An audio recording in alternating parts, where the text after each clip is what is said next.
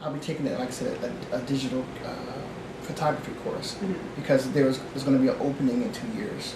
One of the teachers already said to me, "Tony, I'm leaving.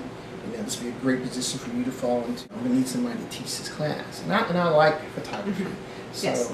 I can definitely see myself going in, and not so much the printing and putting them on your camera and things like that, but I'm not really understanding what aperture setting is, what about light setting is, the light meters, the whole thing. So when you get from the basic black and whites and handheld camera, and you go DSLR, you can kind of like manipulate the two things, mentally, and kind of figure out what you want to do and see what the outcome's going to be. I just think it's go hand in hand. The advanced software for things like Photoshop, you can go really do some nice creative things without having to have an art background. You could actually do it on a computer and create, works of art that way.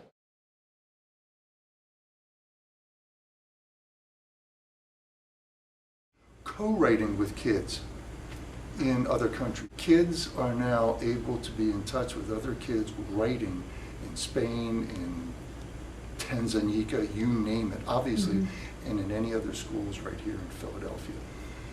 And they can do it live, right in the classroom. And that technology is really starting to take off. There was a device that Steve Jobs kind of auditioned for the world, and it was some little flute thing. And the kid can play here in Philadelphia and somebody in Israel, and they can literally harmonize with each other live right around the planet. It just blew my mind. So those things are obviously burgeoning.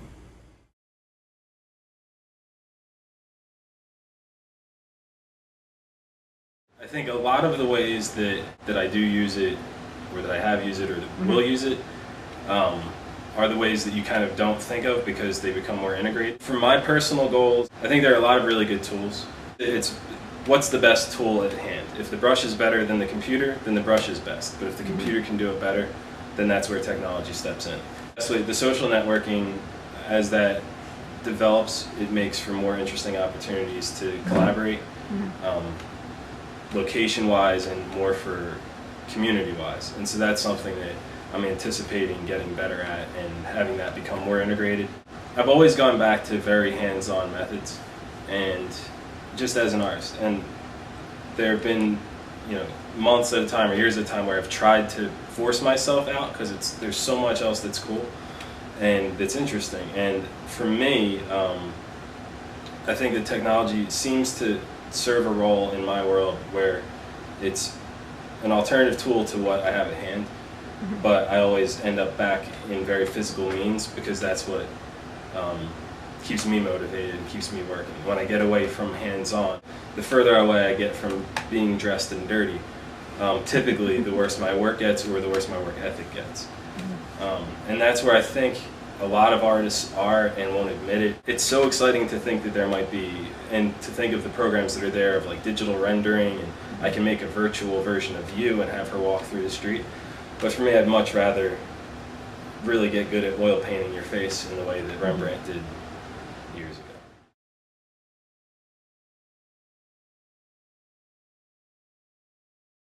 One of the things that I tried to do is think if writing is being delivered on the internet, what are some things that can be done with the writing that it couldn't be done in print. So one of the things that people started experimenting with is that hypertext where there's links within the story.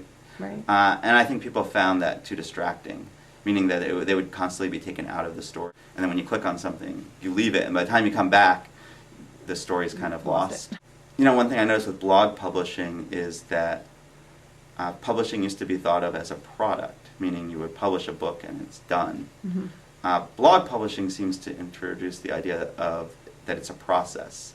The article itself isn't done, and the discussion isn't done when the article is written. It begins the discussion.